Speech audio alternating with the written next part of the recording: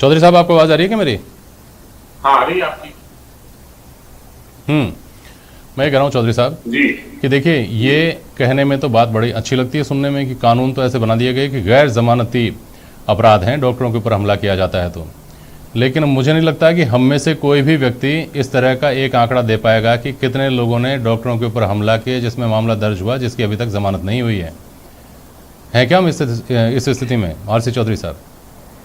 JP Sharma ji, सबसे पहले तो मैं कहना चाहूंगा कि आज हम जिस बात को लेकर जिक्र कर रहे हैं, आज जो देश के 3.5 लाख के करीब जो आईएमए के जो डॉक्टर्स हैं उन्होंने प्रदर्शन किया, जिन्होंने मांगे उठाई, बिहार, मध्य प्रदेश, आसाम के विशेषकर जो डॉक्टर्स ने उस मुद्दों को रखा और आज केंद्र की सरकार ने एक्ट की जो बात कही कि हम लेके आ रहे हैं, और भारतीय जनता पार्टी के जो नेता और विधायक ने जिस बात की चर्चा की, उनके पिताजी स्वयं एक बड़े और प्रसिद्ध डॉक्टर रहे हैं, प्रिंसिपल रहे हैं, वो उस बात को और ज्यादा बेहतर तरीके से जानते हैं। लेकिन दुर्भाग्य ये रहा कि इस वैश्विक महामारी के अंदर निश्चित रूप से जहां पे फ्रंटलाइन वर्कर हो, डॉक्टर्स हो, तमाम जहां पे भगवान के रूप में नजर आए, लेकिन दुर्भाग्य ये रहा कि सरकार के नाकामी की वजह से या तो कहीं भी दवाई की शॉर्टेज थी, कहीं भी ऑक्सीजन की शॉर्टेज थी, और उसकी कमी के कारण जो कैजुअलिटीज हुई उनका आक्रोश और उनका भंजन डॉक्टर्स को होना पड़ा और दर्दनाक वीडियो सामने आए।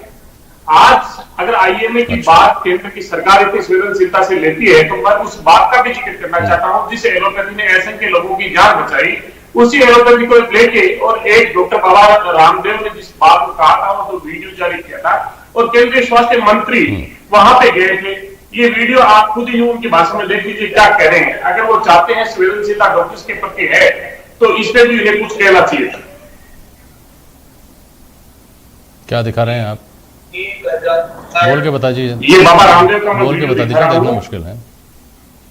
ये बाबा वीडियो सारी दुनिया देख रखा है। चौधरी साहब मुझे बताइए, चौधरी साहब मुझे बताइए, क्या ये बाबा रामदेव ने जो आपत्तिजनक बातें कही उनकी वजह से डॉक्टरों के ऊपर हमले हुए, उनकी वजह से डॉक्टरों पर हमले हो रहे हैं क्या?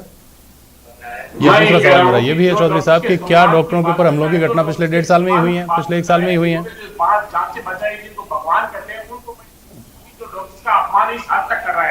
जिस आईएमए ने इस लेवल पे प्रदर्शन किया, जिसने लोगों की ना सिर्फ डॉक्टर्स की, उन्होंने संगत, विज्ञान संगत और विवेक संगत। अरे चौधरी साहब, ये वीडियो हर आदमी के मोबाइल में है और इसके ऊपर तमाम बहस मोबाइल से हो चुके हैं। मैं आपसे ये सवाल कर रहा हूँ कि क्या डॉक्टरों के ऊपर हमले पिछले 1-1.5 साल में ही हुए हैं? ऐसा नहीं है। इसलिए ये हमारी, आपकी, भाजपा की, कांग्रेस की, राज्य सरकार की, केंद्र सरकार की, सबकी एक सम्मिलित चिंता है एक समाज के तौर पर कि ऐसा क्यों होता है कि जो व्यक्ति प्राणदाता है, जो व्यक्ति जीवनदाता है, और इस 1.5 साल में वो जीवनदाता अपने जीवन को जोखिम में डाल करके जीवनदाता बना हुआ है, तब भी उसको आना पड़ता है, काली पट्टी बांधनी पड़ती है। अब वो किसी के खिलाफ बांधे, लेकिन उसको काली पट्टी बांध करके विरोध प्रदर्शन करना पड़ता है। उसको याद दिलाना पड़ता है कि सेव द सेवियर, जो बचा रहे हैं उनको तो बचाओ। ऐसी स्थिति अगर है तो हम ये कहें कि फला राज्य में ऐसा हुआ है और या फिर 1-1.5 साल में ऐसा हुआ है या बाबा रामदेव ने ऐसा कर दिया उसकी वजह से, तो ये मारपीट की घटनाओं का बाबा रामदेव से मुझे कोई संबंध लगता नहीं है। लेकिन मैं आता हूँ आपके पास, हो सकता है आप अपनी बात सही तरीके से कह रहे हो, आप अपने तर्क के साथ कह रहे हो, तो मैं दोबारा आ जाऊँगा आपके पास। चौधरी साहब, इसी बात को आप अपना बोलिएगा अगर आप बोलना चाह रहे हैं तो। नरोत्तम शर्मा जी, सिक्के का दूसरा पहलू ये भी है, आपको आवाज़ आ रही है ना नरोत्तम जी मेरी?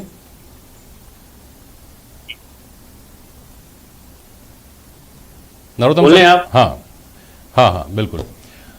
मैं ये कह रहा हूँ डॉक्टर साहब कि लोग ये भी कहते हैं कि देखिए डॉक्टरों के साथ दुर्व्यवहार होता है तो किसी भी सेंसिबल आदमी को अच्छा नहीं लगता, सुनकर भी अच्छा नहीं लगता, और करने वाले का तो हम क्या कह सकते हैं। लेकिन ऐसी स्थितियां पैदा हो जाती हैं जिसमें स्वाभाविक मानवीय प्रतिक्रियाएं आती हैं, क्योंकि डॉक्टर भी उनके साथ दुर्व्यवहार करते हैं।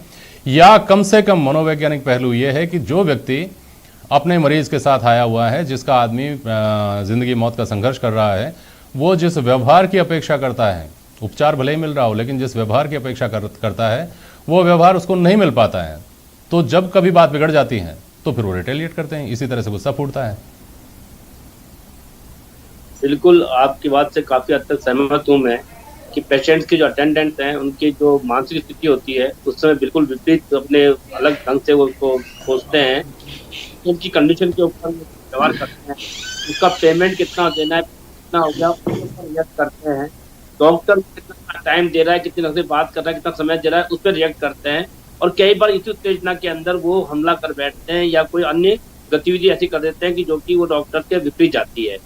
किंतु दूसरा पहलू ये भी है, मानवीय पहलू ये भी देखना होगा कि एक डॉक्टर से जहाँ पर राजस्थान में, भारत में, देश में एक पर डॉक्टर